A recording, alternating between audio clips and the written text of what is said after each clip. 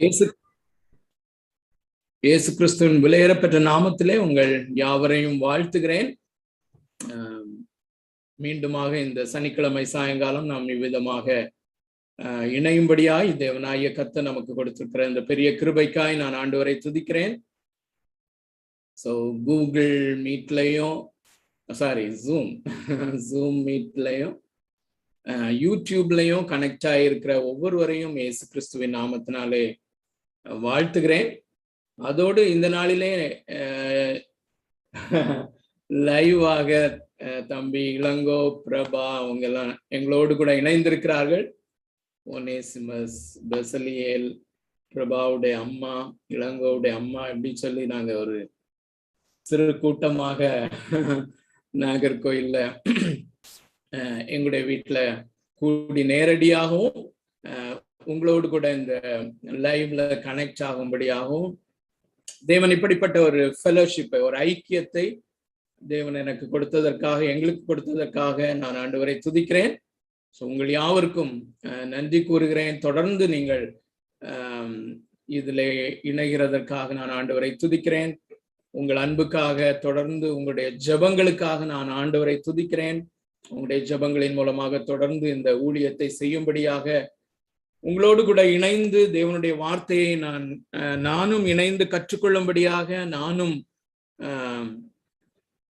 ஆவியிலே பலப்படத்தக்கதாக, விசுவாசத்திலே வளரத்தக்கதாக, வேத வசனத்தின் சத்தியத்தின் சந்தோஷத்தை பெறும்படியாக தேவன் அருளின அந்த பெரிய கிருபைக்காய் நான் அவரை துதிக்கிறேன்.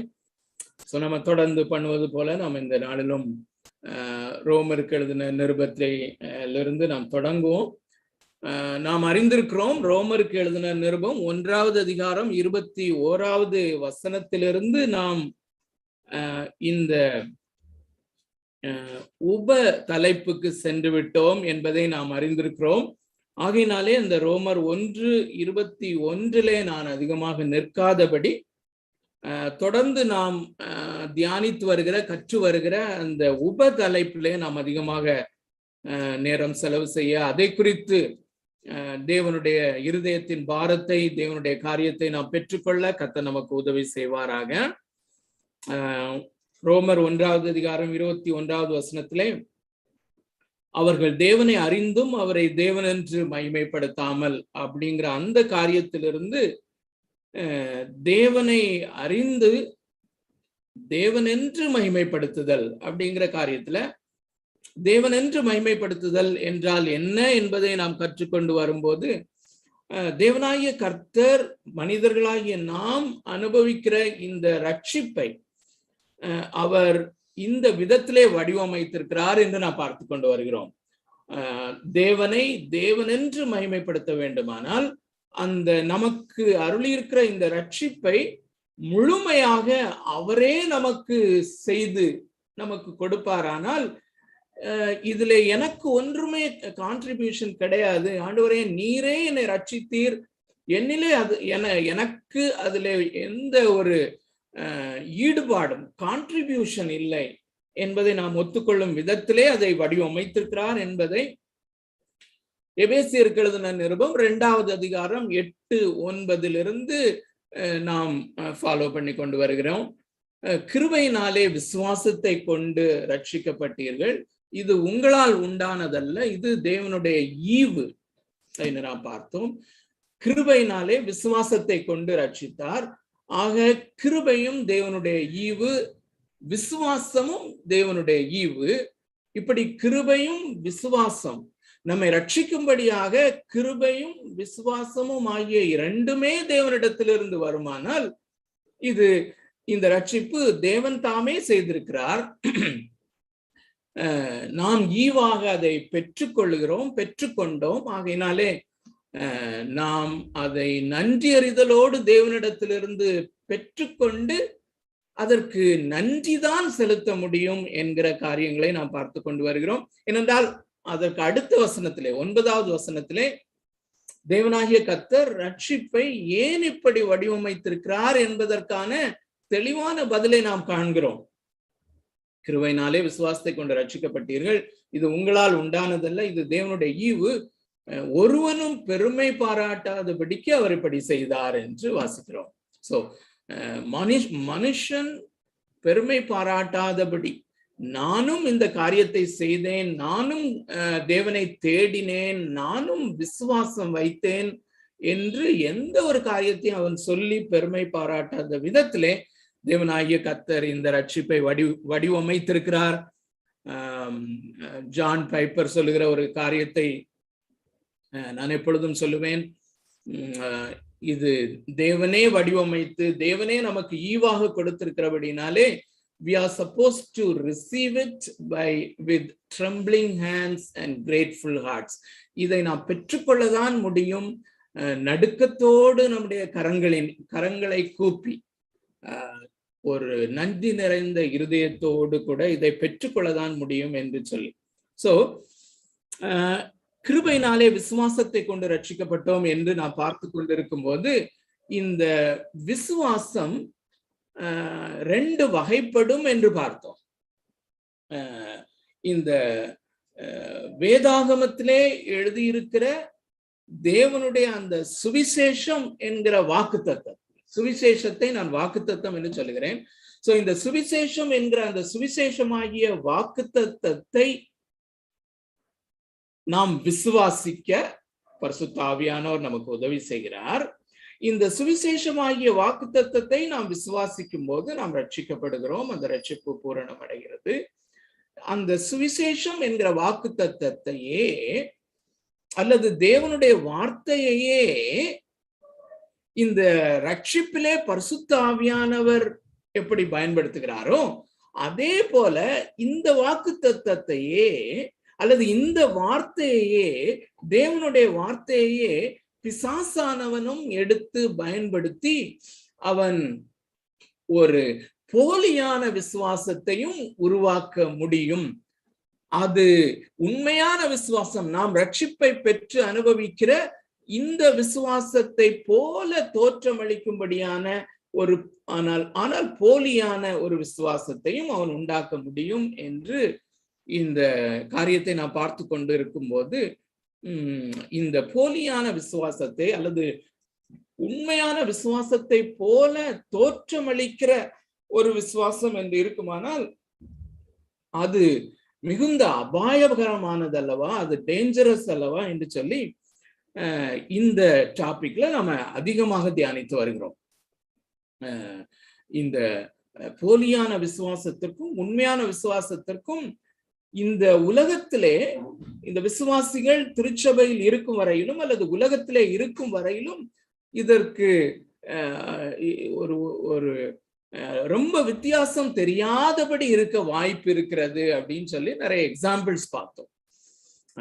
அதற்கு மிக முக்கியமாக நாம் எடுத்துக்கொண்ட வசனம் ஆதாரமாக மத்தேயு எழுதின சுவிசேஷம் 7வது அதிகாரம் அந்த 11-13 வரையிலும் அதுல அநேகர் இந்த உலகத்திலே அவர்கள் திருச்சபைக்குள்ளேயே இருந்த அநேகர் ஒன் ஃபைன் மார்னிங் அல்லது ஒன் ஃபைன் ஈவினிங் அவர்கள் மரிக்கும் போது தேவனுடைய சமூகத்திற்கு முன்பதாக நிற்கும் போது அந்த காலமெல்லாம் அவர்கள் ஊழியம் செய்து கொண்டிருந்தார்கள் அல்லது திருச்சபையிலே ஒரு மிக முக்கியமான அங்கத்துவம் வகித்து வந்தார்கள். ஆனால் மரித்து தேவனுடைய சமூகத்திலே வரும்போது நான் உங்களை அறியேன் என்று அவர்கள் முழு நிச்சயமாக நித்தியமாய் மோட்சத்திலே தேவனோடு கூட இருப்போம் என்று நம்பி இருக்கும்போது இந்த உலகத்திலே மரித்து அடுத்த உலகத்திலே அவர்கள் எழுந்திருக்கும் போது நரகத்திலே எழுந்திருக்கக்கூடிய அல்லது நான் உங்களை அறியேன் நித்தியமாய் பிசாசானவனுக்கும் அவனுக்காக ஆயத்தம் பண்ணப்பட்டிருக்கிற அந்த நரகத்திலே போங்கள் என்று சொல்லுகிற அந்த தீர்ப்பின் அடிப்படையிலே அவர்கள் நரகத்துக்கு செல்லும் போது அது எத்தனை பயங்கரமானது என்று சொல்லி நாம் பார்த்தோம். அப்போ உலகத்துல இருக்கும் வரையிலும் அவர்கள் முழு நிச்சயமாய் நம்பி இருந்தார்கள். எங்களிலே கிரியை செய்கிற அந்த விசுவாசம் தேவன் அருளின விசுவாசம், எங்களிலே கிரியை செய்கிற அல்லது எங்களை ரட்சிக்கிற அந்த கிருபை அது மெய்யான கிருபை, தேவனிடத்திலிருந்து வந்த கிருபை தான் என்று அவர்கள் நம்பி இருந்து நரகத்திலே எழும்புதல் என்பதை கொஞ்சம் யோசித்து பாருங்க. ஒவ்வொரு வாரமும் நாம இந்த சமீப நாட்களிலே யோசித்து கொண்டு வருகிறோம் அருமையானவர்களே. அதுக்கு பிறகு அவங்க ரிக்ரெட் பண்ணி ஒரு டிசிஷன் எடுக்கவே முடியாது. டிசிஷன் அவங்க மாத்தவே முடியாது. ஐயோ எனக்கு இன்னொரு வாய்ப்பு கொடுக்கப்பட்டால் என்று நினைக்கதான் முடியுமே ஒழிய, என்று வருந்ததான் முடியுமே ஒழிய டிசிஷன் எடுக்க முடியாது. எத்தனை பயங்கரம் சொல்லி பாருங்க. சோ இந்த ஆகையினாலேதான் இந்த உண்மையான விசுவாசம், தேவன் அருளும் விசுவாசம், அந்த விசுவாசத்தோடு கூடிய கிருபை, அது நம்மிலே கிரியை செய்யும் போது அதற்குரிய அடையாளங்கள் என்ன, அதே நேரத்திலே அந்த போலியான விசுவாசத்தினுடைய அடையாளங்கள் என்ன, ஆபத்துகள் என்ன என்று பார்த்து கொண்டிருந்தோம். அதற்கு ஆதாரமாக லூக்கா எழுதின சுவிசேஷம் 5வது அதிகாரம் 1-11 வசனம் வரையிலும் இயேசு கிறிஸ்து பேதுருவை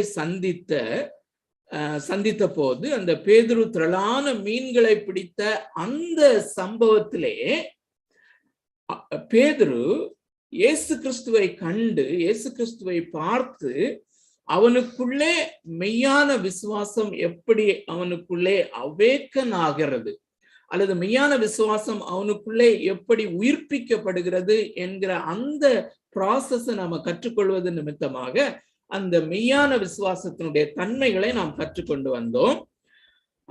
அந்த பகுதியை நாம் எடுத்துக்கொள்ளலாம், திருப்பிக் கொள்ளலாம். லூக்கா எழுதின சுவிசேஷம் 5வது அதிகாரம் 1-11 வசனங்கள் அடங்கிய அந்த பகுதி, அந்த காரியம் நமக்கு மிகவும் நன்றாக தெரியும். அதை 2 முறையும் நாம் முழுமையாக வாசித்தோம். இந்த நாளிலே நான் ஒரே ஒரு வசனத்தை உங்களுக்காக நான் வாசிக்க விரும்புகிறேன். லூக்கா 5வது அதிகாரம் 8வது வசனத்தை நான் உங்களுக்காக வாசிக்கிறேன். சீமோன் பேதுரு அதை கண்டு இயேசுவின் பாதத்தில் விழுந்து, ஆண்டவரே, நான் பாவியான மனுஷன், நீர் என்னை விட்டு போக வேண்டும் என்றான். சோ இந்த வசனத்திலிருந்து இன்னொரு அடையாளத்தை, உண்மையான விசுவாசம் எனக்குள்ளே உயிர்ப்பிக்கப்படும் பொழுது அந்த அடையாளங்கள் என்னென்ன நடக்கும் என்பதிலே இன்னொரு அடையாளத்தை நாம் இந்த இடத்திலே பார்க்கிறோம்.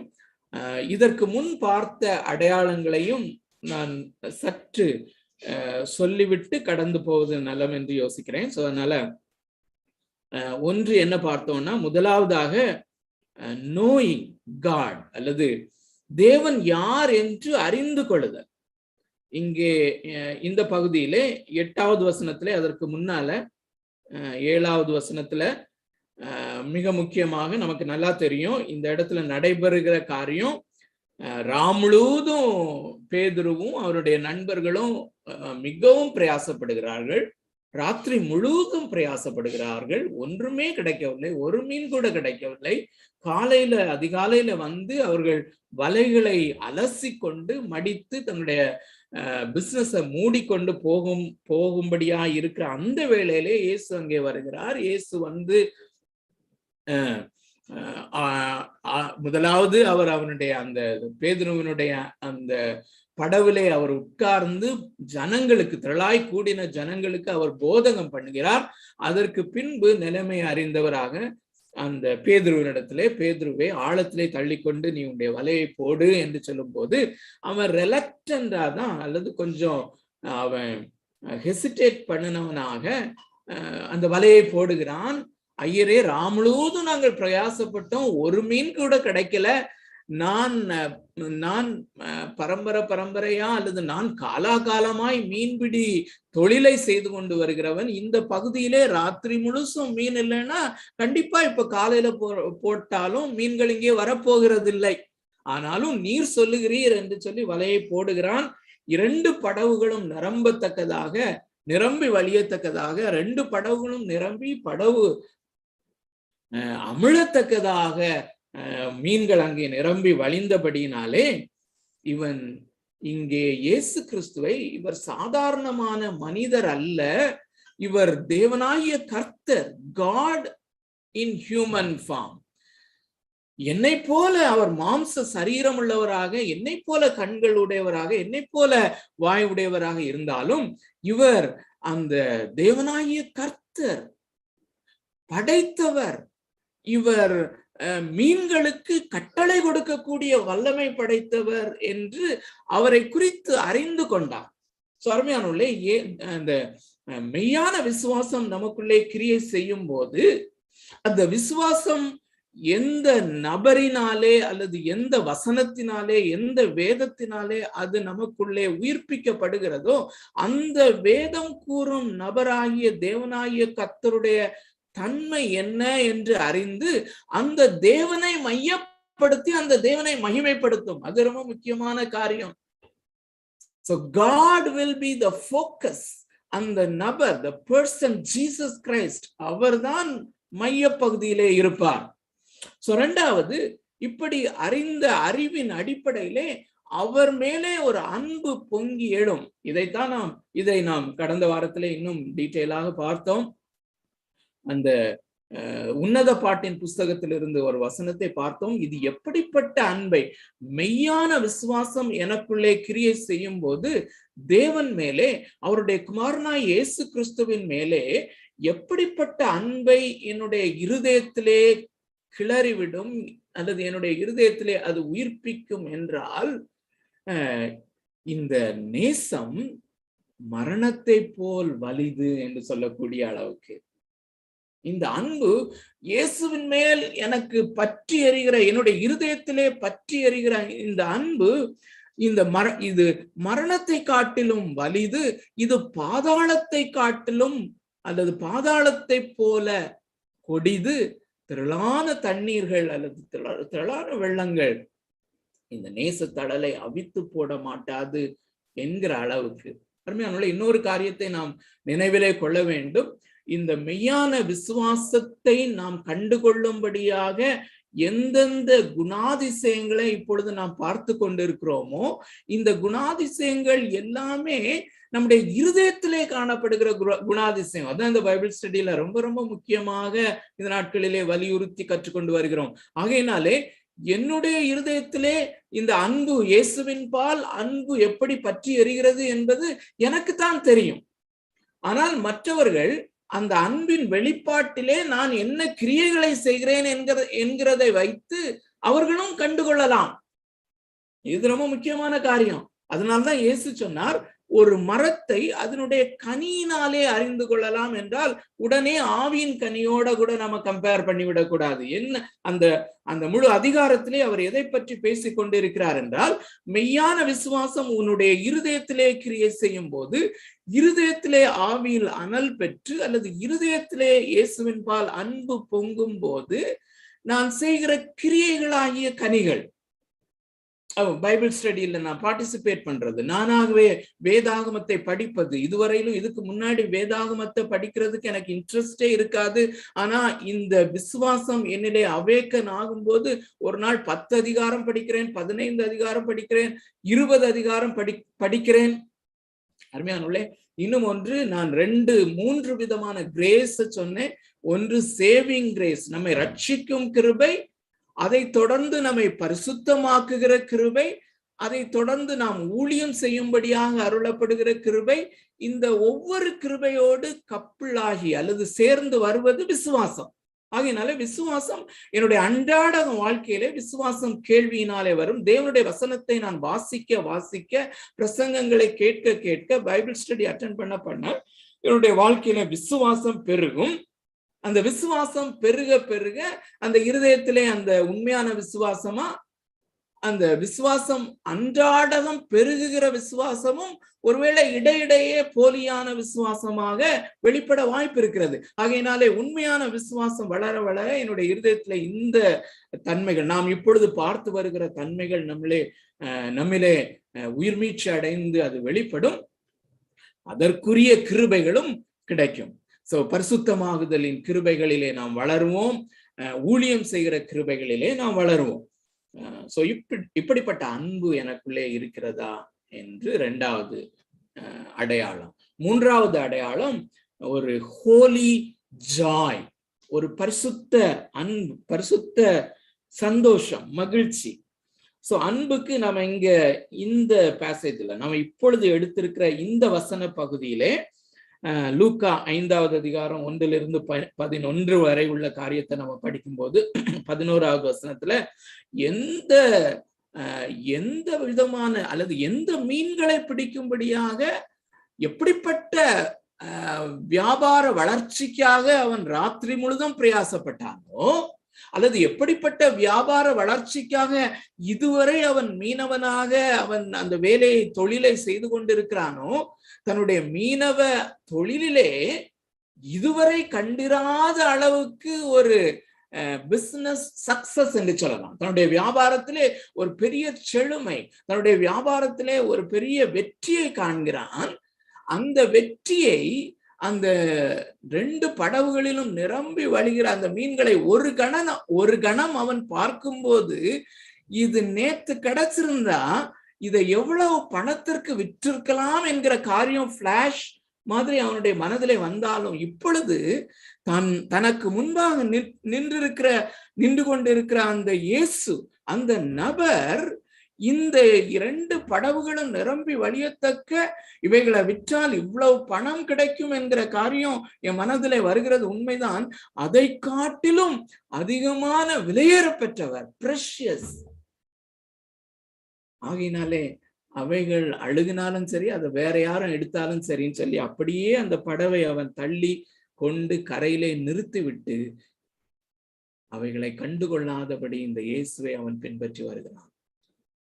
அருமையான வாட் அ லவ், எவ்வளவு ஒரு அன்புன்னு சொல்லி பாருங்க. அல்லது இந்த அன்பு உலகத்தின் காரியங்களை வெறுக்க செய்யும் என்பதை நினைவிலே கொள்வோம். அருமையானவர்களே, அந்த மெய்யான விசுவாசம் எனக்குள்ளே கிரியை செய்யும் போது எனக்குள்ளே பற்றி எறிகிற இயேசுவின் பால் உள்ள இந்த அன்பு அல்லது தேவன் மேலுள்ள அன்பு எனக்கு என்ன செய்கிறது என்றால், இந்த உலகத்தின் காரியங்களை வெறுத்து தள்ளும்படியான ஒரு பெரிய உந்து சக்தியை, பலனை என்னுடைய ஆத்மாவிலே அது கொடுக்கிறது. சோ லவ், முதலாவது தேவனை மையப்படுத்துதல், தேவனை மகிமைப்படுத்துதல்.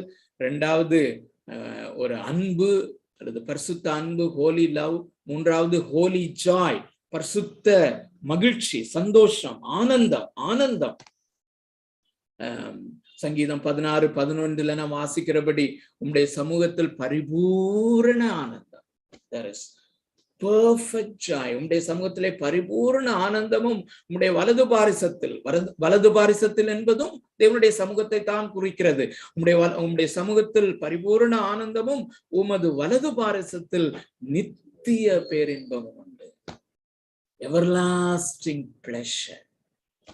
அதை தான் இங்கே அவன் அனுபவிக்கிறான். அதுதான் 2 முறை எக்ஸைட்மெண்ட், பிரமிப்பு என்று சொல்லுகிறது.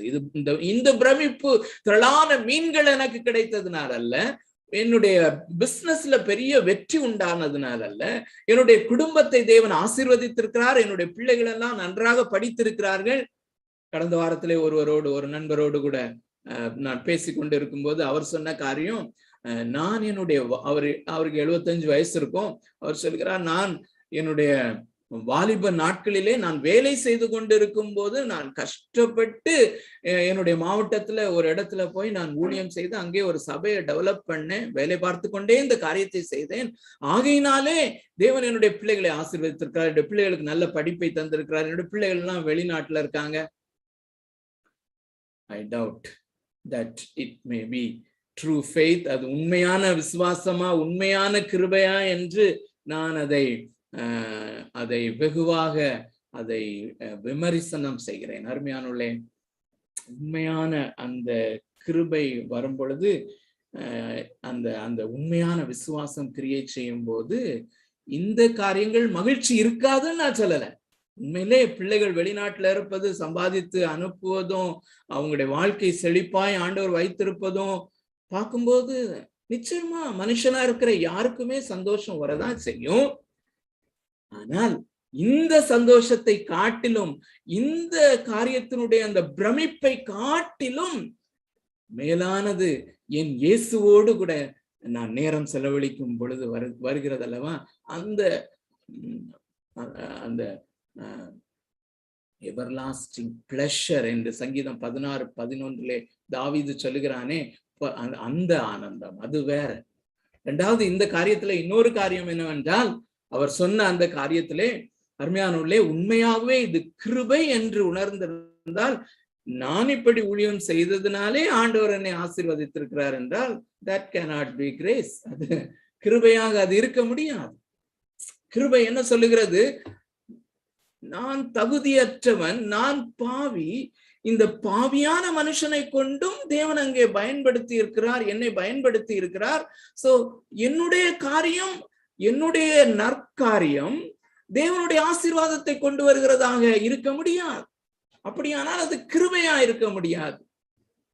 ஓகே, நம்ம தொடர்ந்து பார்ப்போம். இன்னொரு தன்மையை நாம கடந்த வாரத்திலே பார்த்தோம். அது என்னவென்றால் புரோக்கன் ஹார்ட்டட்னஸ், அல்லது இதய உடைவு, இருதயம் உடையும், அல்லது மெய்யான விசுவாசமும் மெய்யான கிருபையும் எனக்குள்ளே கிரியை செய்யும் போது என்னுடைய இருதயம் நொறுங்குண்ட இருதயமாக இருக்கும் என்று இந்த 8வது வசனத்திலிருந்து தான் நம்ம பார்த்தோம். பேதுரு அதை கண்டு இயேசுவின் பாதத்தில் விழுந்து, ஆண்டவரே, நான் பாவியான மனுஷன், நீர் என்னை விட்டு போக வேண்டும் என்பது அவனுடைய அந்த இருதய உடைவை அங்கே தெளிவுபடுத்துகிறது என்று பார்த்தோம். ஆண்டவரே, நான் பாவியான மனுஷன், நீர் என்னை விட்டு போக வேண்டும் என்று அவன் சொல்லும் போது உண்மையிலே என்னை விட்டு பிரிந்து போக வேண்டும் என்பது அவனுடைய மீனிங் அல்ல. நீர் மகா பரிசுத்தர், you are not an ordinary person like me. என்னை போல நீர் தோற்றம் அளிக்கிறீரே ஒழிய, நீர் சீனாய் மலையிலே இறங்கி வந்த தேவாதி தேவனாகிய அந்த யெகோவா தேவனுடைய பரிசுத்தத்தை நான் உண்மையிலே காண்கிறேன். சோ அந்த தேவாதி தேவனை இந்த இயேசு கிறிஸ்துவாகிய இயேசுவாகிய உண்மையிலே நான் காணும் போது நான் தாழ விழுகிறேன். நீர் என் பக்கத்திலே நிற்க, அல்லது நான் உமது அருகாமையிலே இருக்க தகுதியுடையவன் அல்ல. அதனால தயவு செய்து போயிடும், நான் பாவியான மனுஷன்.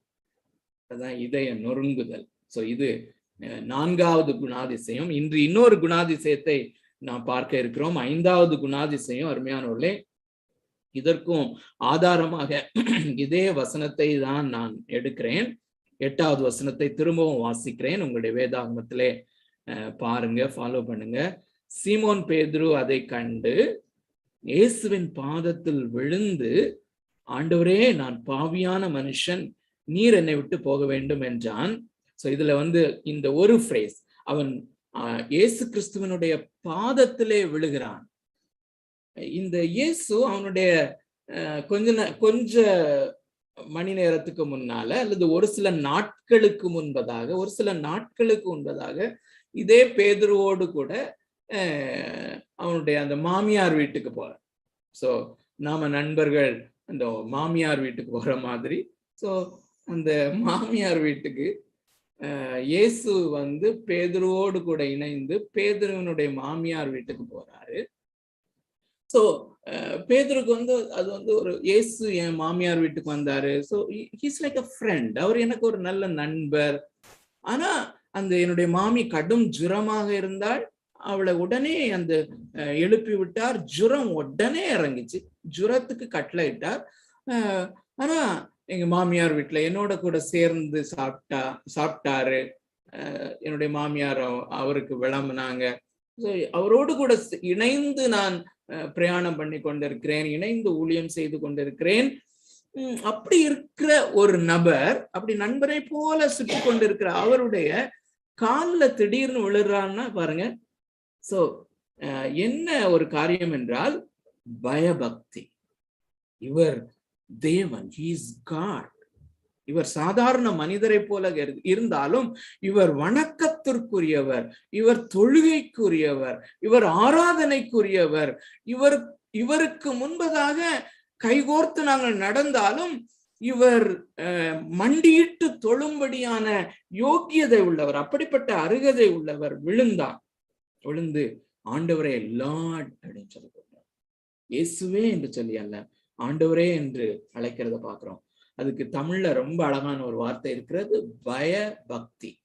சோ கொண்டு வருகிற குணாதிசயம் என்னவென்றால், மெய்யான விசுவாசம் நமக்குள்ளே கிரியை செய்து, மெய்யான கிருபை, தேவனிடத்திலிருந்து வருகிற கிருபை நம்மளே அது வேலை செய்யும் போது இருதயத்திலே தேவ பயம் உண்டாகும்.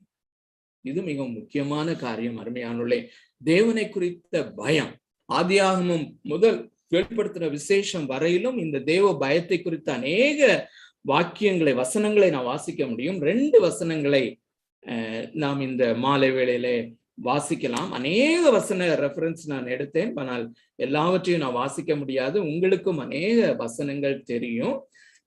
சங்கீத புஸ்தகம், சங்கீதம் 119, சங்கீதம் 119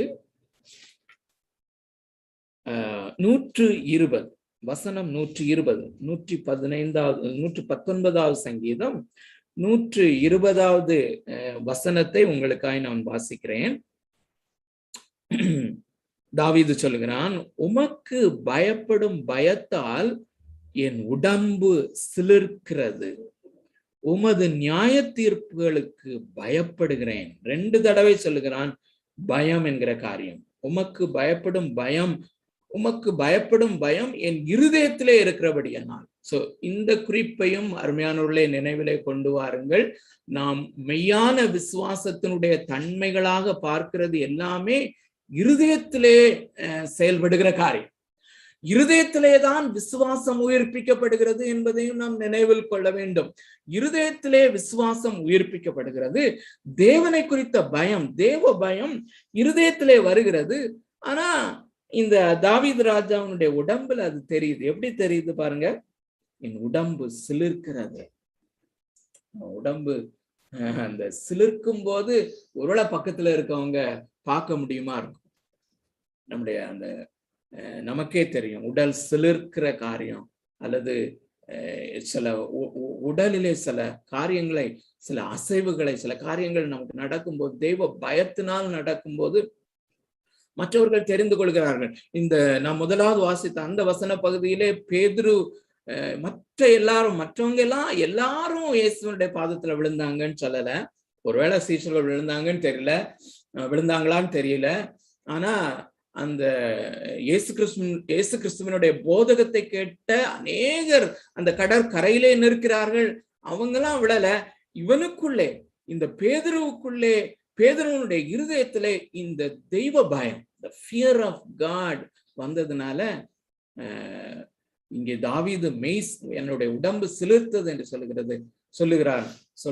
ஆனால் அங்கே அந்த பேதுருடைய சரீரத்திலே ஏற்படுகிற மாற்றம், அல்லது அவருடைய பாதத்திலே விழுகிறதை எல்லாரும் பார்க்கிறாங்க. சோ அதான் மரத்தின் கனியினாலே அவனுக்கு அந்த மரத்துக்குள்ளே என்ன நடக்கிறது என்பதை பார்க்க முடியும். சோ உமக்கு பயப்படும் பயத்தால் என் உடம்பு சிலிர்க்கிறது, உமது நியாய தீர்ப்புகளுக்கு பயப்படுகிறேன். இன்னொரு வசனத்தை வாசிக்கலாம். ஏசாயா 66வது அதிகாரம் 2வது வசனம்.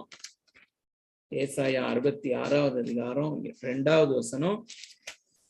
கடந்த வாரத்திலே நாம் கற்றுக்கொண்ட அந்த குணாதிசயம், இருதய நொறுங்குதலுக்கும் இந்த வசனம் ஏற்புடையதாக இருக்கிறது. உங்களுக்காக நான் வாசிக்கிறேன்.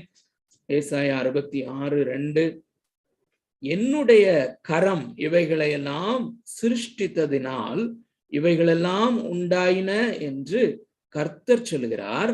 ஆனாலும் சிறுமைப்பட்டு ஆவியில் நொறுங்குண்டு என் வசனத்துக்கு நடுங்குகிறவனையே நோக்கி பார்ப்பேன். சோ 2 காரியங்களையும் வருகிறத பார்க்கிறோம் அருமையானவர்களே.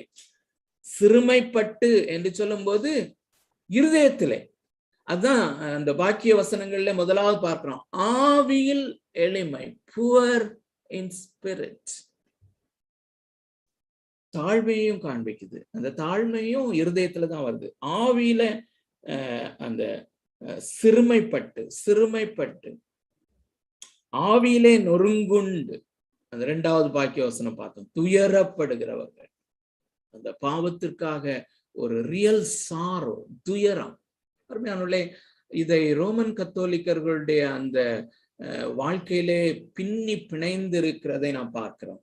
இந்த வார்த்தையை நீங்க கேள்விப்பட்டிருக்கீங்களான்னு தெரியல. இதோடு தொடர்புடைய வார்த்தை அவர்கள் அதிகமாக பயன்படுத்துகிற வார்த்தை பெனிட்டன்ஸ். பெனிட்டன்ஸ் என்றால் பாவத்திற்காக எந்த அளவுக்கு அவர்கள் துக்கப்படுவார்கள் என்றால், ஒரு சீசன், ஒரு பாவம் செஞ்சுட்டேன், இது தெரியாம நிறைய பாவம் செய்யறோம். நாங்க எப்பவுமே பாவிகளாக தான் இருக்கிறோம். ஆனால் எனக்கு தெரிந்து என்னுடைய இருதயத்தை பாதிக்கக்கூடிய அளவுக்கு நான் இன்னைக்கு ஒரு பாவம் செய்தேன் என்றால் ஒரு வாரமாவது, ஆனா எல்லாரும் அப்படி இருக்கணும்ட்டு ஒரு நியமமாக நான் இங்க சொல்லல. அது கேத்தலிக்ஸ் அதை ஃபாலோ பண்ணாங்க. ஒரு வாரம் அல்லது ஒரு மாசம், அல்லது மார்ட்டின் லூத்தரை போன்றவர்கள் ஒரு சீசன் முழுசும் அவங்களால அதுல இருந்து வெளிவர முடியாதபடி அப்படி இருக்கணும்னு சொல்லல. அப்படிப்பட்ட ஒரு நாளாக இருக்கலாம், ஆனால் ஒரு டீப் சாரோ, நொறுங்குண்ட, சிறுமைப்பட்டு ஆவியிலே நொறுங்குண்டு, அதோடு கூட இருதயத்திலே என்ன வருகிறது, என்னுடைய வசனத்துக்கு நடுங்குகிறவன். சோ எந்த வசன பகுதியை நாம் படித்து கொண்டிருக்கிறோமோ அந்த வசன பகுதியை தான் பரிசுத்த ஆவியானவர் பயன்படுத்தி நம்மளே அந்த மெய்யான விசுவாசத்தை உயிர்ப்பிக்கிறார். அந்த மெய்யான விசுவாசம் நமக்குள்ளே வரும் பொழுது இந்த வசனத்துக்கு நடுங்குகிறோம், இருதயம் நடுங்குகிறது.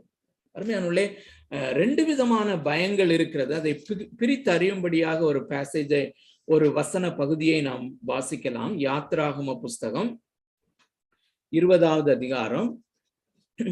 இதையும் நாம் அவ்வப்பொழுது நாம் வாசித்திருக்கிறோம்.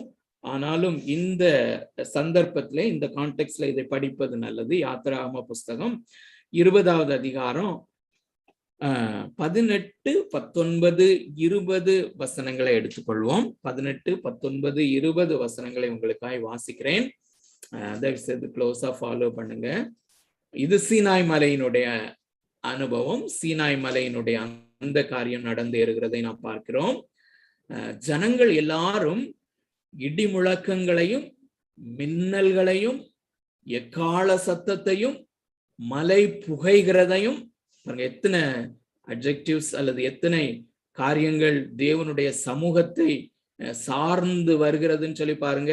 ஜனங்கள் எல்லாரும் இடி முழக்கங்களையும் மின்னல்களையும் எக்கால சத்தத்தையும் மலை புகைகிறதையும் கண்டார்கள்.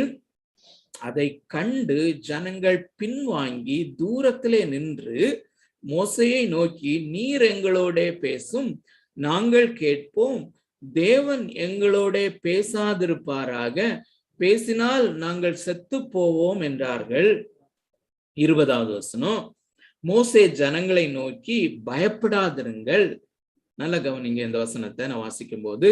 மோசே ஜனங்களை நோக்கி, பயப்படாதிருங்கள், உங்களை சோதிப்பதற்காகவும் நீங்கள் பாவம் செய்யாதபடிக்கு தம்மை பற்றும் பயம் உங்கள் முகத்திற்கு முன்பாக இருப்பதற்காகவும் தேவன் எழுந்தருளினார் என்றான். சோ தேவன் இப்படி எழுந்தருளுவதற்கு காரணம் என்ன? எப்படி எழுந்தருளினார்? இடிமுழக்கங்கள், மின்னல்கள், எக்கால சத்தம், மலையின் புகைச்சல், இவ்வளோத்தையும் இப்படி அவர்களுக்குள்ளே எழுந்தருளி இருக்கிறார்.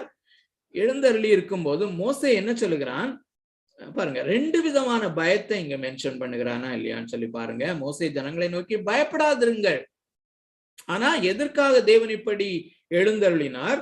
நீங்கள் பாவம் செய்யாதபடிக்கு தம்மை பற்றும் பயம் உங்களுக்குள்ளே இருக்கும்படியாய், தம்மை பற்றும் பயம் உங்களுடைய இருதயத்திலே இருக்கும்படியாய். ஆனா நீங்க பயப்படாதீங்கன்னு சொல்றாரு. அதனுடைய அர்த்தம் என்ன? அருமையானவர்களே, முதல் சொல்லுகிறான்ல, முதல் பிரேஸ்ல சொல்லுகிற பயத்தினுடைய அர்த்தம் என்னன்னா, நீங்கள் பயந்து விலகி போகாதிருங்கள், இந்த தேவனை விட்டு விலகி போகாதிருங்கள். ஆனா இவரை குறித்த பயம் உங்களுக்கு இருக்கட்டும் அப்படின்னு சொன்னா, அதான் தமிழ்ல நல்ல வார்த்தைன்னு சொன்னேன் இல்லையா, பய பக்தி. அப்படின்னா பக்தின்னா ஆக்சுவலா அன்பு தான், அன்பு கூறுதல். சோ இந்த தெய்வ பயத்தை நேசித்தல், இந்த தேவனுக்கு பயப்படுகிற பயம் எனக்குள்ளே இருக்கிறது, இந்த பயம் நல்லது, இந்த பயத்தை நான் நேசிக்கிறேன், இந்த தேவனுக்கு பயப்படுகிற பயம் எனக்குள்ளே இருக்கிறது நல்லது என்று அதை நேசித்து ஏற்றுக்கொள்ளுதல், பயபக்தியாக ஏற்றுக்கொள்ளுதல், அல்லது பயபக்தியாக என்னிலே செயல்பட நான் அனுமதிக்கிறேன். ஆனா இவங்க என்ன செய்யறாங்க? அந்த பயபக்தி வேண்டாம், இந்த இந்த நபர், இந்த தேவனாகிய கர்த்தர் இவ்வளவு பரிசுத்தத்திலேயும் நீதியிலேயும் நியாய தீர்ப்பிலேயும் பயங்கரமானவராக இருந்தார் என்றால், மேஜஸ்டிக் காடாக இருந்தார் என்றால், நான் என்னுடைய இருதயத்திற்கு ஏற்றபடி வாழ முடியாது. என்னுடைய இருதயத்திற்கு ஏற்றபடி, என்னுடைய இருதயத்தினுடைய விருப்பப்படி நான் எனக்கு விருப்பமானத பாவங்களை எல்லாம் செய்து வாழ முடியாது.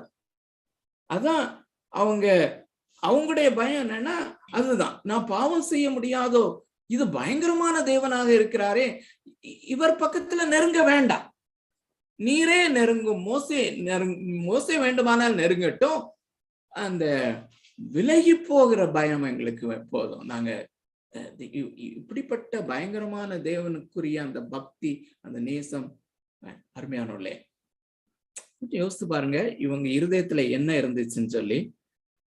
யாத்ராகமம் 21வது அதிகாரத்துல இந்த காரியத்தை இவர்கள் சொல்லும் போதே காரணம் என்னவென்றால், இவர்களுடைய இருதயத்திலே இப்பொழுதே கன்றுக்குட்டி வந்துவிட்டது என்பதுதான் அர்த்தம். They wanted to have a calf. They wanted to have a God who is silent. அமைதியாக இருக்கக்கூடிய ஒரு கடவுளை நாங்களே பார்த்து கொள்வோம். அமைதியாக நாங்க செய்கிற எந்த காரியத்தையும் அப்ரூவ் பண்ணுகிற, நாங்கள் பேசுகிற எந்த காரியத்தையும் அப்ரூவ் பண்ணுகிற அமைதியாக இருக்கக்கூடிய ஒரு கடவுளை, ஒரு சிலையை நாங்களே செய்து வைத்துக் கொள்வோம். இந்த தேவன் பயப்படத்தக்கவர் அல்லது பயபக்திக்குரியவர், அது வேண்டாம்.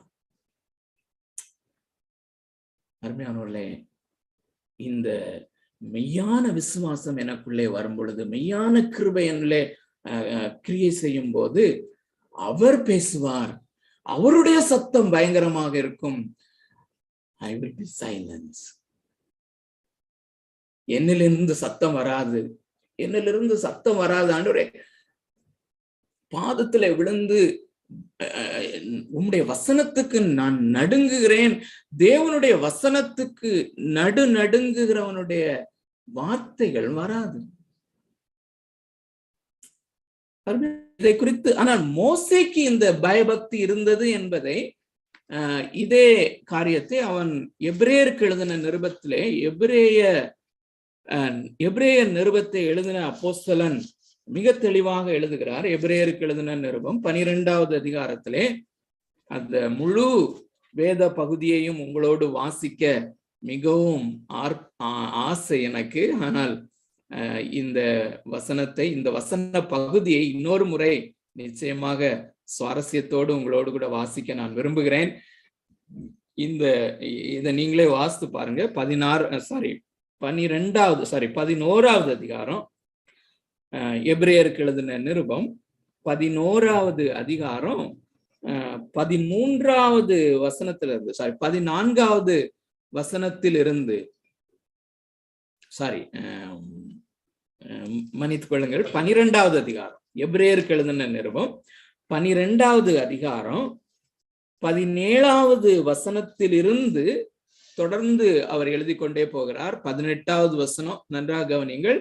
18வது வசனம், குறிப்பாக 18வது வசனம், 19வது வசனம், 20வது வசனம், 21வது வசனம், 18 முதல் 21 வரை நம்ம ஏற்கனவே யாத்ராகமத்திலையும் அதே வசனங்கள் தான். 20வது அதிகாரத்தினுடைய 18ல இருந்து 20 வாசித்த அதே காரியத்தை அவர் மிக அழகாக விளக்குகிறார். இந்த சீனாய் மலையிலே எழுந்தருளின தேவனாகிய கர்த்தருடைய அந்த மகத்துவம், அந்த மகிமை, அந்த பயங்கரம், அந்த பரிசுத்தம், அந்த மேஜஸ்டி, அதை குறித்து அவர் 5 வர்ணனைகளை கொண்டு வருகிறார். அந்த 5 வர்ணனைகளை கொண்டு வந்து விட்டு 21வது வசனத்தை நான் குறிப்பாக உங்களுக்காக வாசிக்க விரும்புகிறேன். தயவுசெய்து ஃபாலோ பண்ணுங்க. மோசேயும் நான் மிகவும் பயந்து நடுங்குகிறேன் என்று சொல்லத்தக்கதாக அந்த காட்சி அவ்வளவு பயங்கரமாக இருந்தது. பாருங்க, அந்த மக்கள், இஸ்ரவேல் மக்களுடைய பயத்துக்கும் மோசேயினுடைய பயத்துக்கும் பெருத்த வித்தியாசம். அவங்க பயந்தார்கள் என்றால் அது வேற பயம். இந்த பயம் எங்களுக்கு வேண்டாம் அப்படின்னு சொல்லி. ஆனா மோசே அங்கே சொல்லுகிறார், அவரை பற்றும் பயம் உங்களுக்கு இருக்க வேண்டும் என்பதற்காக தான் அவர் எழுந்தருளி இருக்கிறார் என்று. அந்த பயம் ஐடியலாக மோசேக்கு உள்ள இருந்தது. அது எத்தனை அட்ஜெக்டிவ்ஸை போட்டு எழுதுகிறார் என்று பாருங்க. நான் மிகவும் பயந்து நடுங்குகிறேன். வேதாகமம் மோசையை குறித்து இப்படி சொல்லுகிறதை நாம் அறிந்திருக்கிறோம். மோசையை போல சாந்த குணம் உள்ளவன் பூமியில எங்கேயுமே இல்லை அப்படின்னு சொல்லி. அது மாத்திரம் இல்ல, அந்த அண்ட சராசரங்களையும் படைத்த அந்த பெரிய தேவன், அவரோடு கூட முகமுகமாய் பேசின இந்த மோசையை போல ஒருவனும் இருந்ததில்லை. முகமுகமாய்னா முகத்தை பார்த்து அல்ல, டைரக்டாக பேசின ஒருவனும் கிடையாது. அவனே என்ன சொல்லுகிறான் என்றால், மிகவும் பயந்து நடுங்குகிறேன். அருமையானவர்களே, இன்றைக்கு அநேக ஊழியக்காரர்கள் அந்த மெய்யான விசுவாசத்தை பெற்ற அந்த விசுவாசத்தின் அடிப்படையிலே கிருபையை கொண்டு ஊழியம் செய்கிறேன் என்று அவர்களுடைய வார்த்தைகளிலும் ஜெபங்களிலும் அவர்களுடைய பிரசங்கங்களிலும் அல்லது அவர்களுடைய காரியங்களிலே அவர்களுடைய நடவடிக்கைகளிலே இப்படிப்பட்ட பயத்தை நாம பார்க்க முடிகிறதா?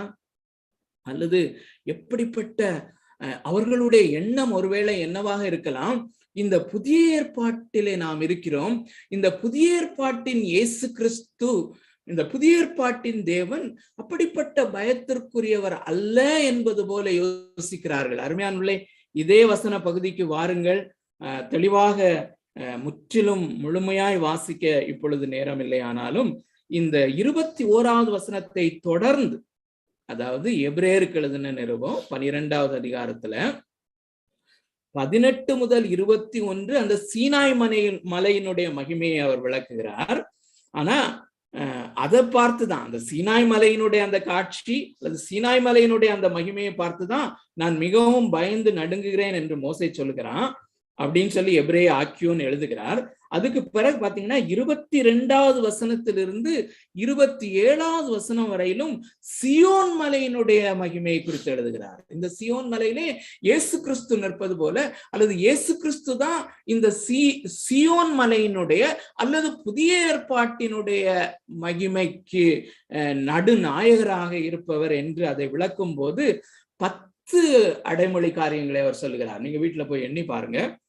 அந்த சீனாய் மலையினுடைய அந்த நல்லா கவனிங்க, அநேகர் நினைப்பது நம்முடைய பேக் ஆஃப் த மைண்ட் இருக்கலாம், சீனாய் மலை பயங்கரம் உண்மையிலே, ஆனா சியோன் மலை அல்லது புதிய ஏற்பாட்டினுடைய மகிமை அதை குறைத்து விடுவது போல, நாம எல்லாம் ஈஸியா ஆக்சஸ் பண்ற மாதிரி இயேசு சாந்த சொரூபியாக இருக்கிறார். சாந்த சொரூபி என்பது உண்மைதான் அருமையானவர்களே. ஆனால் இந்த எபிரேய ஆக்கியோனுடைய இன்டென்ஷன் என்னவென்றால், இந்த சீனாய் மலையிலிருந்து சற்று குறைவாக சியோன் மலை அல்ல, சீனாய் மலையை வர்ணிக்கும்படியாக 5 பயங்கரமான காரியங்களை சொன்னவர் சியோன் மலையிலே இயேசு கிறிஸ்து என்கிற அந்த சியோன் மலையை விவரிக்கும் போது 10 பயங்கரமான காரியங்களை கொண்டு வந்து இந்த சீனாய் மலையினுடைய மகத்துவத்தை உள்ளடக்கினதுதான் இந்த சியோன் மலையினுடைய மகிமை என்று ஆசமா ரொம்ப அமேசிங்கான முறையிலே கொண்டு வந்து விட்டு 28வது வசனத்தையும் உங்களுக்காக வாசிக்கிறேன். 28வது வசனத்தை பாருங்கள். ஆதலால் என்றால் இதற்கு இடையில என்ன எழுதுகிறார் என்றால், அந்த சீனாய் மலை என்கிற அந்த சீனாய் மலையிலே பூமியிலே பேசின அந்த தேவனாகிய கர்த்தருக்கு கீழ்ப்படியாதவர்கள், அவருடைய சத்தத்தை கேட்காதவர்களே அவர்கள் அழிக்கப்பட்டிருக்கும் போது, இந்த சியோன் மலையினுடைய வார்த்தையை கேட்கிற நாம் அப்படின்னா அது சற்று உயர்வாக தான் அதிக உயர்வாக கொண்டு வருகிறார். நாம் எப்படி தப்பி போவோம் என்கிற காரியத்தை சொல்லி முடிக்கிறது தான் இந்த 28வது வசனம் பாருங்க. ஆதலால் அசைவில்லாத ராஜ்யத்தை பெறுகிறவர்களாகிய நாம் பயத்தோடும் பக்தியோடும் தேவனுக்கு பிரியமாய் ஆராதனை செய்யும்படி கிருபையை பற்றி கொள்ள கடவோம். அன்னைக்கு தம்பி ஜாஷுவா ஒரு கிளிப்பிங் அனுப்பியிருந்தாங்க, எல்லாருக்கும் வந்திருக்கும், எல்லாரும் பார்த்திருப்பீங்கன்னு நினைக்கிறேன். நல்லா அந்த ஜஸ்டின் என்கிற அந்த போதகர்னு சொல்லி சொல்ல நான் விரும்பல, he cannot be called as a Christian pastor. கிறிஸ்தவ சபையினுடைய போதகர் என்று சொல்ல முடியாது. அவன் அந்த கிருபையை குறித்து பேசும்போது எவ்வளவு தரம் தாழ்ந்து பேசுகிறான் என்று. அருமையானவர்களே, அந்த புதிய ஏற்பாட்டினுடைய அந்த கிருபையின் மகிமையை இந்த எபிரேய ஆக்கியோன் சொல்லும் போது என்ன சொல்லுகிறார்? அந்த நாம் பயத்தோடும் பக்தியோடும் இந்த சியோன் மலையிலே வெளிப்படுகிற இந்த தேவனுக்கு பிரியமான ஆராதனை செய்யும்படி கிருபையை பற்றி கொள்ள கடவோம். அடுத்த வசனமும் ரொம்ப முக்கியம், சேர்த்து வாசிக்கிறேன். 21, நம்முடைய தேவன் பட்சிக்கிற அக்கினியா இருக்கிறாரே. இந்த இயேசு கிறிஸ்து என்னையும் உங்களையும் போல சரீரமுடையவராக இருந்தாலும் பட்சிக்கிற அக்கினியாக இருக்கிறார்.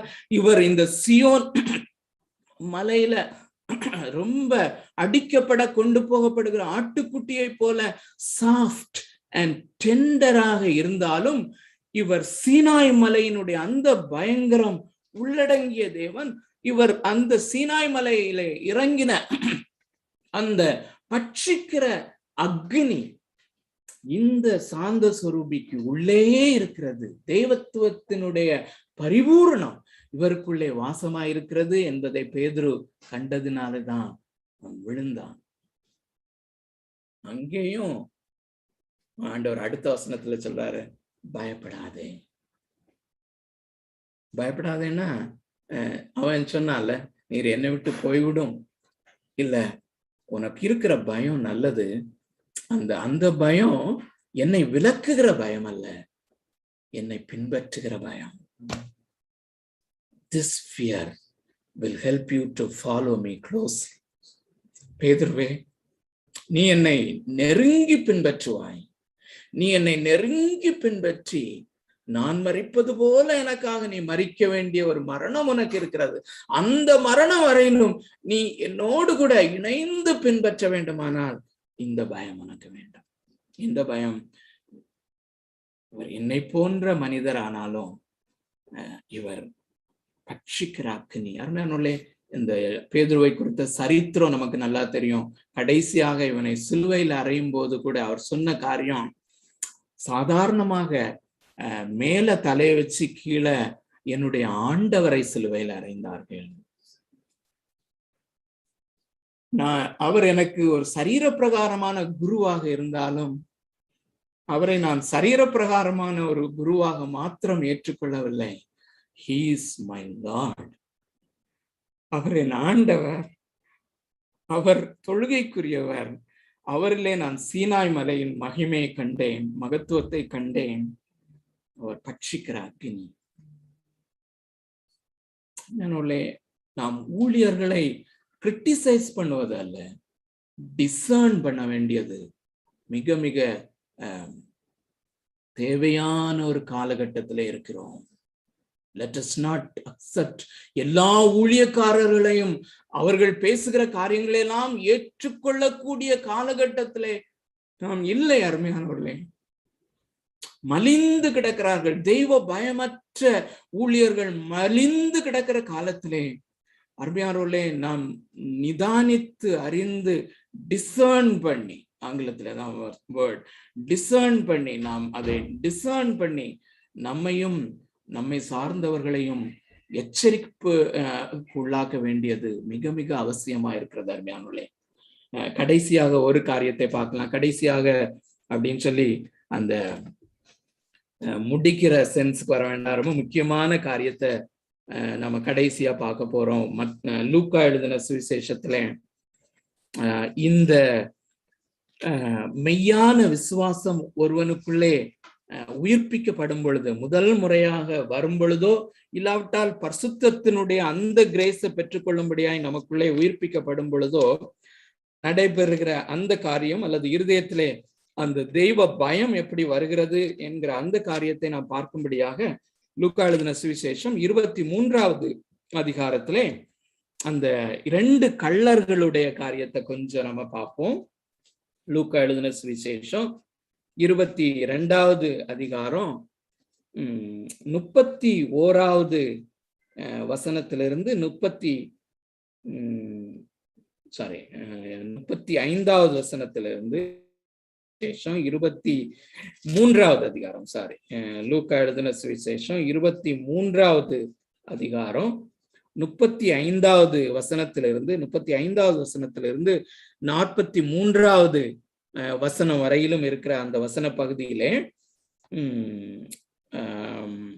35லிருந்து நான் வாசிக்கிறேன், அல்லது 39 வாசிக்கிறேன். 35, 36 ரெண்டாவது நான் சொல்றேன், நம்ம பார்க்கலாம். 31 பாருங்க. இந்த 2 கள்ளர்களுடைய காரியம் நமக்கு நல்லா தெரியும்.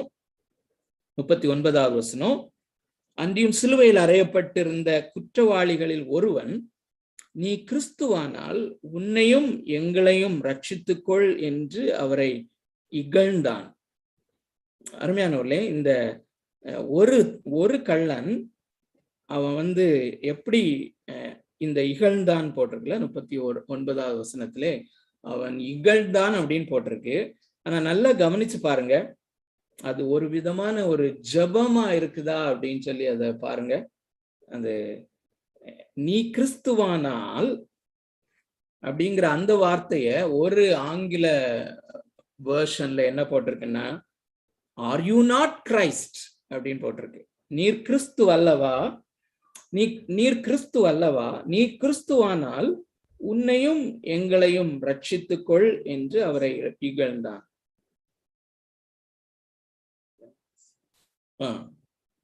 So are you not Christ, நீர் கிறிஸ்து அல்லவா,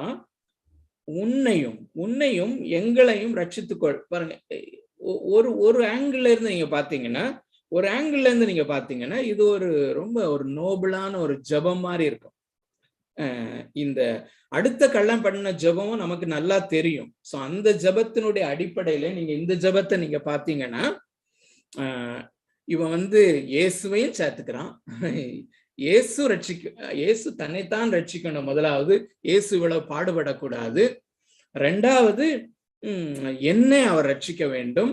என்னோடு கூட சேர்ந்த மற்ற, பாருங்க, எங்களை அப்படின்னு சொல்றான், என்னை ரட்சியும் சொல்லல, எங்களை அப்படின்னு சொல்லும் போது அவனோடு சிலுவையில் அறையப்பட்டிருக்கிற இன்னொரு கள்ளனையும் சேர்த்துக்கிறானா, இல்லாட்டி அங்க நின்று எல்லா மக்களையும் சேர்த்துக்கிறானான்னு தெரியல. ஒருவேளை எல்லா மக்களையும் ரட்சித்துக் கொள்ளும் அப்படின்னு கூட ஜபித்திருக்கலாம் அவன். அருமையானவர்களே, இது பொதுவாக அநேக கிறிஸ்தவர்கள் ஜபிக்கிற ஜபத்துக்கு ஒத்திருக்குதா இல்லையான்னு பாருங்க. 2 வாரத்துக்கு முன்னாடி ஒரு தம்பி குடும்பமா எங்களுடைய வீட்டுல வந்திருக்கும் போது, அவரோடு பேசிட்டு இருக்கும் போது அவர் ஒரு சம்பவத்தை சொன்னார். அவருடைய நண்பர்கள், அவருடைய ரிலேட்டிவ்ஸ் நண்பர்கள் ஒரு குழுவாக அவர்கள் ஆன்லைன்ல சின்சியரா ஜபித்து கொண்டிருக்கிறார்கள். இந்த குரூப்ல சேர்ந்த மக்களுடைய அல்லது இந்த நண்பர்களுடைய இன்னொரு நண்பர், இந்து நண்பர், அவர் கொரோனாவிலான, அவருடைய வீட்டுல யாரோ கொரோனாவினால அஃபெக்ட் ஆயிருக்கிறாங்க. அவர்களுக்காக ஜபிக்கிறாங்க. இவங்க ஜபிக்கும் போது என்ன சொல்லியிருக்காங்கன்னா, நீங்க எல்லா தெய்வத்திட்டையும் ஜெபம் பண்ணிட்டீங்க, ஆனா எங்க இயேசு ஜீவன் உள்ளவர், இயேசு எல்லா நோயையும் சுகமாக்க வல்லவர்.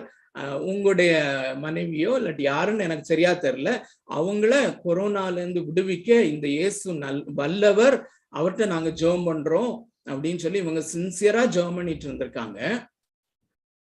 ஆனா கொஞ்ச நாள் ஜெபம் பண்ணிட்டு இருக்கும்போது அவங்க மரிச்சு போனாங்க. அப்போ அந்த மரித்து போன அந்த சகோதரருடைய வீட்டுல அவங்க எப்படி ஜெபம் பண்ணிட்டு இருந்திருப்பாங்கன்னு யோசிச்சு பாருங்க. என்னுடைய நண்பர்கள் எல்லாம் கிறிஸ்துவிடத்துல, இயேசு கிறிஸ்துவிடத்துல ஜெபம் பண்றாங்க. இப்ப இயேசு கிறிஸ்து உண்மையான தெய்வமானா இவங்களுக்கு சுகமாகட்டும், சுகமானா நாங்க இயேசுவை பின்பற்றுவோம். யோசித்து பாருங்க. சோ இப்படிப்பட்ட ஒரு ஜபம்தான் இவன் சொல்றான், இவன் செய்யறான், இந்த கள்ளன் செய்யறான். ஆனா இந்த ஜபத்திற்கு இயேசு என்ன பதில் கொடுத்தாருன்னு நமக்கு இந்த வேதம் சொல்லுகிறது. இதுல வேதம் ஒண்ணுமே சொல்லல, ஆனா இம்ப்ளைடா இருக்கு. அருமையானவர்களே, நிச்சயமாக இப்படி இருந்திருக்கலாம். பரிதாபமாக தொங்கிக் கொண்டிருக்கிற இந்த இயேசு கிறிஸ்து வேதனையின் உச்சகட்டத்திலே ஒரு தேவ மனுஷன் எழுதியிருக்கிறதை கடந்த வாரத்துல நான் படிச்சேன். Jesus was dying a 1000 death. அருமையானவர்களே, சிலுவையில அந்த நாட்கள்ல நிறைய பேரை கொன்னாங்க. ஆனா அவர்களுடைய மரணங்களை போல இவருடைய மரணம் இருக்கல. அந்த ஜோசிபஸ் என்கிற ஹிஸ்டோரியன் அந்த நாட்களிலே ரோமர் படை தளபதிகள் ரோமர்கள் உபயோகப்படுத்தின அந்த சாட்டையை குறித்து அவன் எழுதுகிறான். அந்த சாட்டையிலே அந்த ஆணிகள் பதிக்கப்பட்டு அந்த கொழுவு போன்ற அல்லது வளைந்திருக்கிற அந்த ஆணிகள் இருக்கும். அந்த ஆணிகளை வைத்து அதை அந்த சாட்டையினால் அதை அடிக்கும் பொழுது சதை மாத்திரம் பிஞ்சி வராது. அருமையானுள்ளே, சதையும் உள்ள காரியங்களும் பீந்து வரும் பொழுது அவர் என்ன எழுதுகிறார் என்றால், அந்த இன்டர்னல் ஆர்கன்ஸ், அந்த குடல்கள், வயிறு, உள்ளே உள்ள அந்த ஆர்கன்ஸ் எல்லாமே வெளியே எக்ஸ்போஸ் ஆகும். அப்படிப்பட்ட ஒரு வினோதமான அப்படிப்பட்ட அந்த வேதனையிலே அவர் தொங்கும் போது 1000 மரணங்கள் அவர் மரணித்தார். அல்லது 1000 உலகத்திலுள்ள உங்களுடைய என்னுடைய எல்லா பாவங்களினுடைய தண்டனை அவர் அனுபவித்துக் கொண்டிருக்கும் போது அந்த பரிதாபமான அந்த நிலைமையிலே இந்த கள்ளனுடைய ஜெபத்திற்கு ஒரு சைலண்டான அல்லது ஒரு பரிதாபமான ஒரு பார்வை, அதுதான் அவனுக்கு பதிலாக கிடைத்திருக்க கூடும். ஆனா அருமையானவர்களே, இந்த நல்ல கவனிங்க, இந்த கள்ளனுடைய இந்த ஜெபத்தை போன்ற ஒரு சில ரெஸ்பான்சஸ் நான் காமிக்கிறேன். இதே 37வது வசனத்துல போர்ச்சேவகன் என்ன சொல்லுகிறார் என்றால், நீ 37வது வசனம் இப்போ வாசிக்கிறேன். நீ யூதரின் ராஜாவானால் உன்னை ரட்சித்துக்கொள் என்று அவரை பரியாசம் பண்ணினான், இகழ்ந்தான். அந்த கள்ளன் இகழ்ந்தான், இவன் பரியாசம் பண்ணினான். என்னன்னா, நீ ராஜாவானால். ஆனால் அருமையானவர்களே, உண்மையிலே அவர் ராஜாதி ராஜா. அவனுடைய எண்ணம் என்ன? இந்த போர்ச்சேவகன் இப்படி இகழுகிற போர்ச்சேவகனுடைய எண்ணம் என்ன? இவர் ராஜாவானால் அல்லது அவர் கிளைம் பண்ணுகிறபடி ராஜாதி ராஜாவாக அவர் இருப்பாரானால் இப்படிப்பட்ட பரிதாபமான நிலைமையிலே அவர் தொங்க மாட்டார் என்பதுதான் அவனுடைய காரியம். அப்போ இப்படி கொரோனாவிலிருந்து என்னுடைய இயேசு கண்டிப்பாய் விடுதலை ஆக்குவார் என்பவர்களுடைய பேக் ஆஃப் த மைண்ட் இருக்கிற காரியம் என்ன? இவர் ராஜாதி ராஜாவானால் நிச்சயமாக அவர் ஹீரோவாகவே தொடர்ந்து இருக்க வேண்டுமானால் அவர் நிச்சயமாக சுகமாக்குவார். ஆனால் அருமையானவர்களே, அவர் சுகமாக்குவார் என்று எங்கே அவர் வாக்குத்தத்தம் பண்ணி இருக்கிறார்? இதே சிமிலர் ஜெபம் அல்லது சிமிலர் காரியங்களை 35வது வசனத்திலையும் வாசிக்கிறோம். அதிகாரிகள், இது போர்ச்சேவகருடைய ரியாக்ஷன்.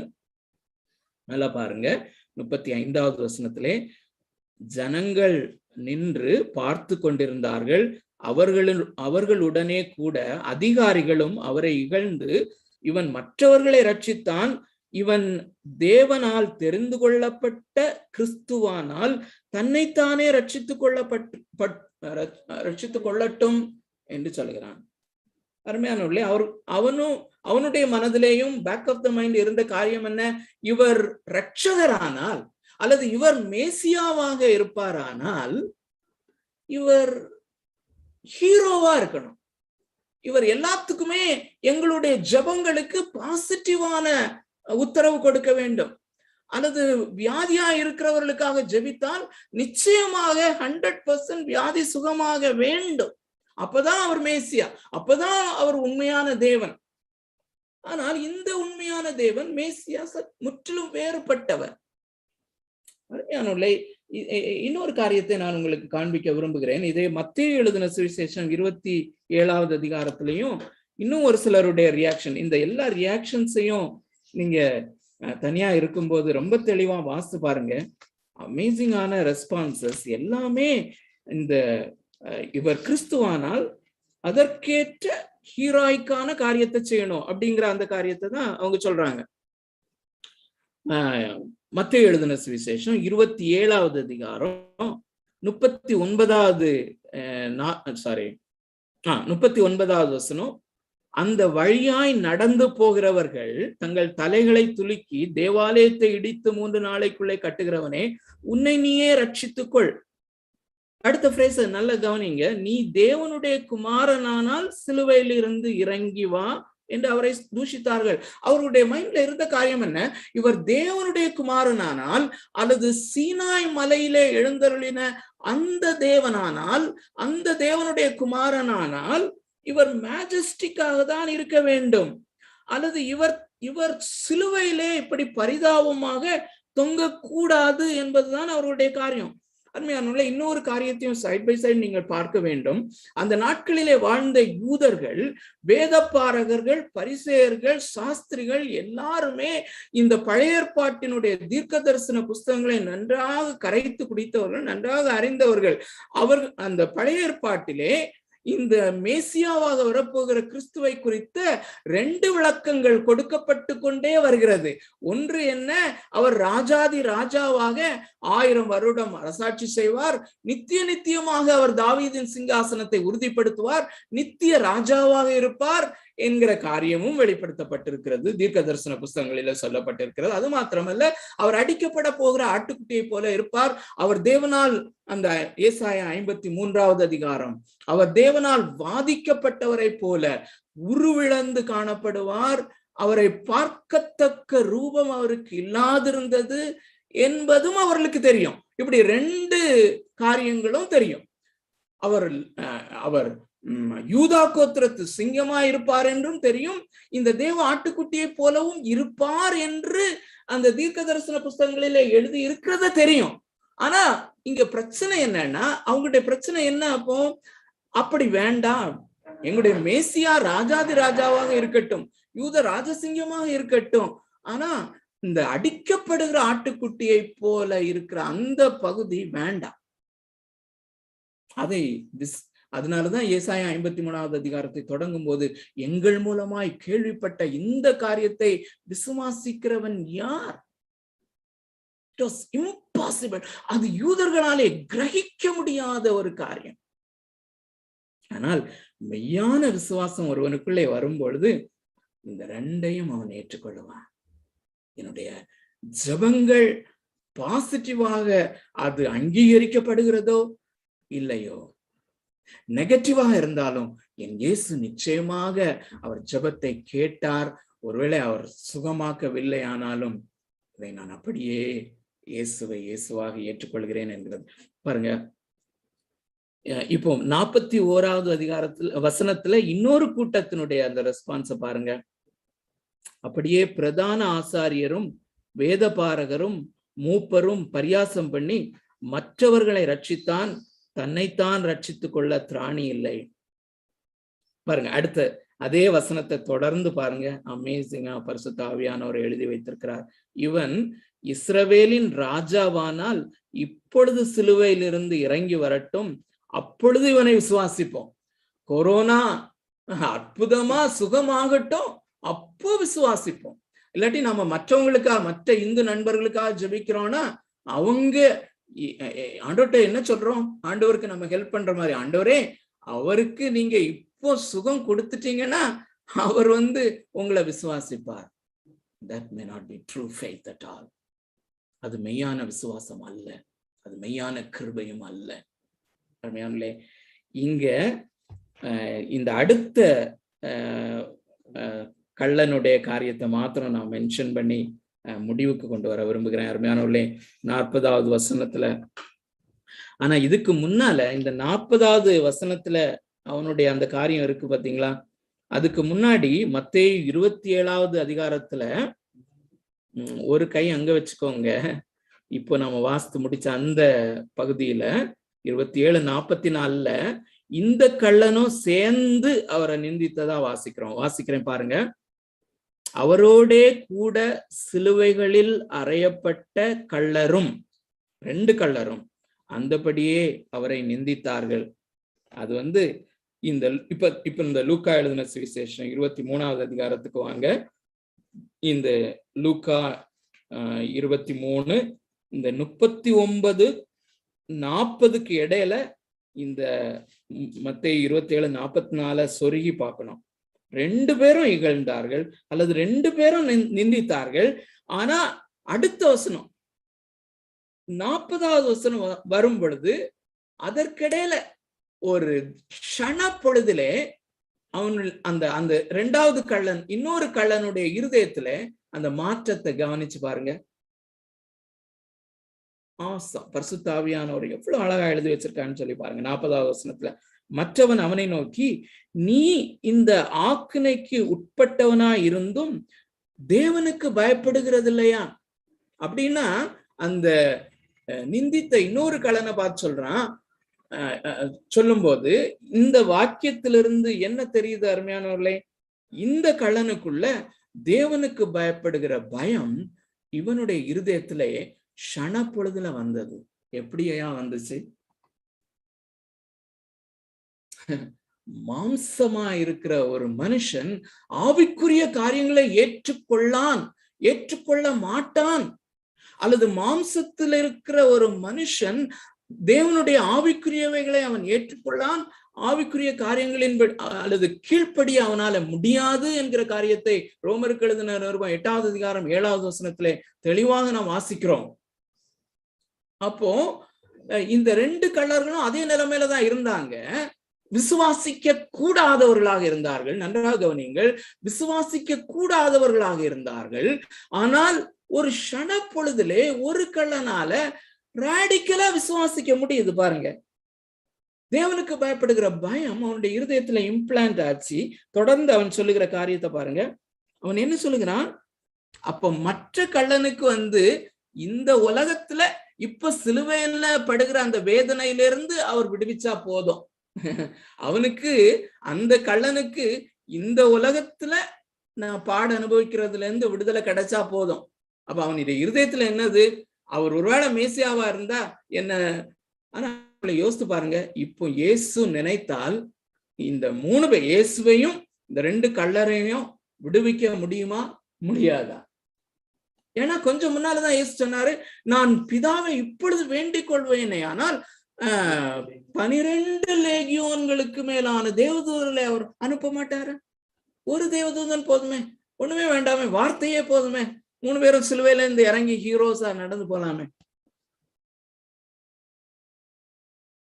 அதைதான் அவன் எதிர்பார்த்தான். அப்படி கிறிஸ்துவானா இது நடக்கட்டும். அவனுக்கு பரிதாபமான பார்வை தான். ஆனா இவன் என்ன சொல்லுகிறான்? இந்த உலகத்தின் இந்த வாழ்க்கை முக்கியம் இல்லைன்னா, இந்த உலகத்தினுடைய வாழ்க்கையில முழுமையா நான் பயங்கர பாவி கள்ளனாதான் இருந்தேன்.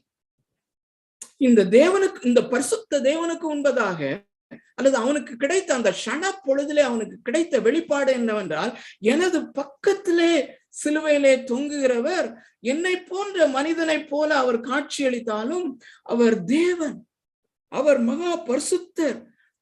அவன் சொல்லுகிறது அந்த பாருங்க, நாமோ நியாயப்படி தண்டிக்கப்படுகிறோம், நாம் நடப்பித்தவைகளுக்கு தக்க பலனை அடைகிறோம், இவரோ தகாதது ஒன்றையும் நடப்பிக்கவில்லையே என்று அவனை கடைந்து கொண்டான். இவர் மகா பரிசுத்தர், இவர் தேவனுடைய குமாரன். சோ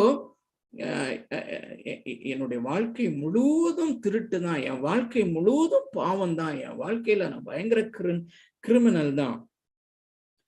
எனக்கு நான் செய்த பாவத்திற்கு அல்லது என்னுடைய நிலைமைக்கு, இந்த பரிசுத்த தேவனுக்கு முன்பதாக என்னுடைய நிலைமைக்கு தகுதியான காரியத்தை தான் நான் அனுபவிக்கிறேன். தகுதியானது, நல்ல கவனிங்க, எனக்கு தகுதியானது இந்த சிலுவை மரணம் மாத்திரமல்ல, இதை தொடர்ந்து நான் இன்று ராத்திரி மரிக்கும் பொழுது நான் நித்தியமான அந்த நரகத்துக்கு தான் போனோம். அதுதான் நான் தகுதி. அதுதான் அவன் மற்ற கள்ளன்ட்ட சொல்றான்.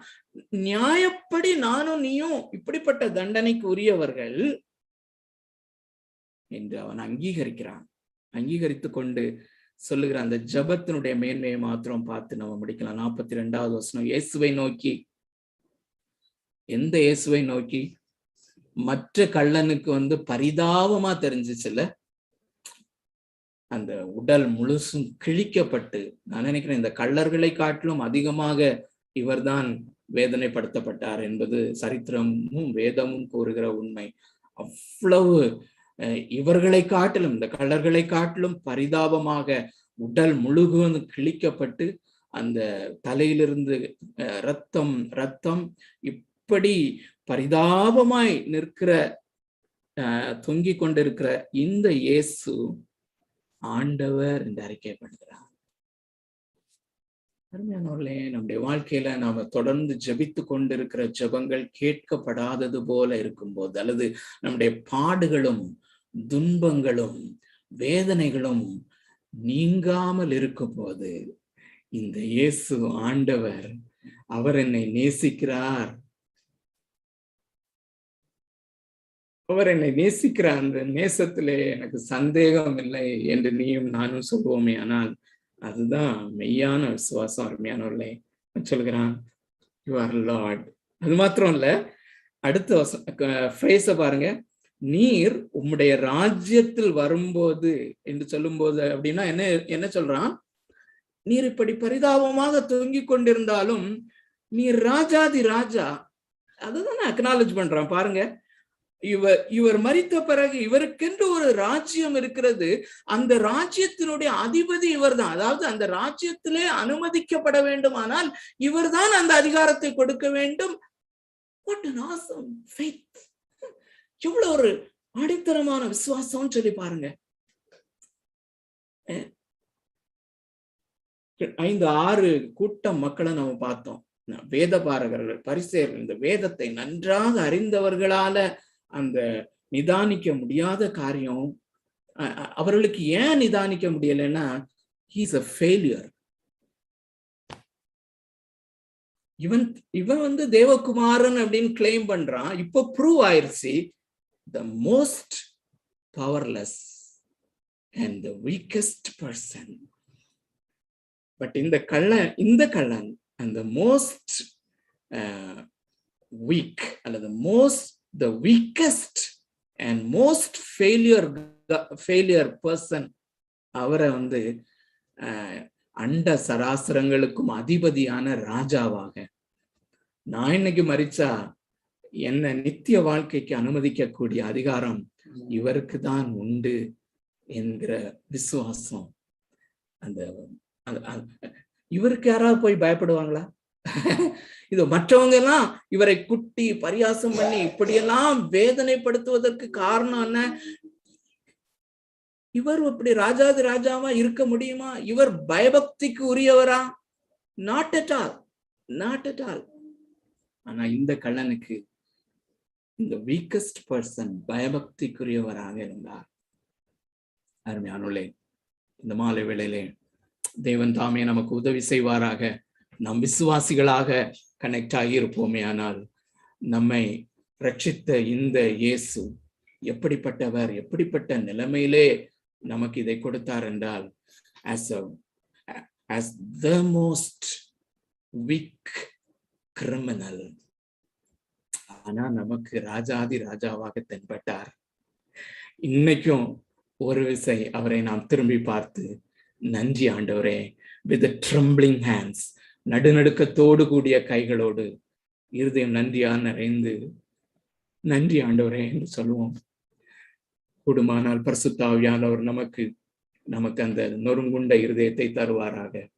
அல்லது ஒருவேளை யூடியூப்ல பாக்குறவங்க இதுவரையிலும் இந்த இயேசுவை சொந்த ரட்சகராக ஏற்றுக்கொள்ளாதவர்களாக இருப்பீர்களே. ஆனால் அருமையானவர்களே, இது ஒருவேளை உங்களுக்குள்ளே ஒரு வைப்ரேஷன் இந்த வசனத்தை கேட்கும் போது உண்டாக இருக்குமானால், இப்பொழுது என்றல்ல, இந்த ராத்திரி அல்லது இந்த வாரத்துல ஏதாவது ஒரு நாளில தனியாக உங்களுடைய வீட்டுல இல்லாட்டி தனியா எங்கேயாவது போங்க, இந்த வசனங்களை திரும்பவும் வாசிங்க, திரும்பவும் நினைப்பூட்டுங்க. அருமையானவர்களே, இந்த இந்த இந்த இந்த இந்த வீக்கஸ்ட் பர்சன், அவரை நோக்கி பாருங்க, ராஜாதி ராஜாவே என்று சொல்லுங்க. உங்களுக்காக அந்த அந்த இந்த கள்ளனுக்கு எப்படி அஷூரன்ஸை கொடுத்தாரோ அந்த அஷூரன்ஸை மாத்திரம் வாசித்து முடிக்கிறேன். நமக்கு நன்றா தெரிஞ்சதுதான், இன்றைக்கு நீ என்னுடனே கூட பரதீசில் இருப்பாய். நம்ம பார்க்கிற எல்லா இல்லஸ்ட்ரேஷன்லயும் இப்படி இந்த இந்த எந்த நபர் மெய்யான விசுவாசத்தையும் கிருபையும் நமக்குள்ளே உயிர்ப்பிக்கிறாரோ அவரிடத்திலிருந்து ஒரு பெரிய கம்ஃபர்ட், துயரப்படுகிறவர்கள் பாக்கியவான்கள், அவர்கள் ஆறுதல் அடைவார்கள். இப்படிப்பட்ட ஆறுதலை தான் அங்கே வாசிக்கிறோம். அப்படிப்பட்ட ஆறுதலினால் தேவன் தாமே நம்மை நிரப்புவாராக. தொடர்ந்து ஆசீர்வாதத்தை நடத்துவாராக. Over to Freddy.